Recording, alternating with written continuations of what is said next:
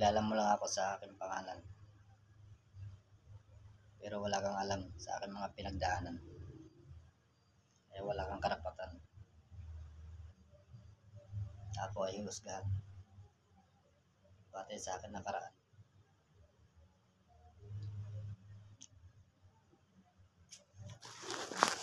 Kaya huwag kayong mag-uhusga kung hindi nyo alam yung aking mga nakaraan.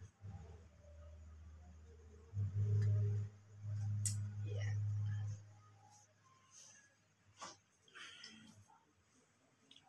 Meron kasi mag-uhusga ng tao kung hindi nyo naman lubos na alam yung mga nakaraan niya. Sa mga pinagdaanan ng tao, mahirap. Kaya mahirap mag-husga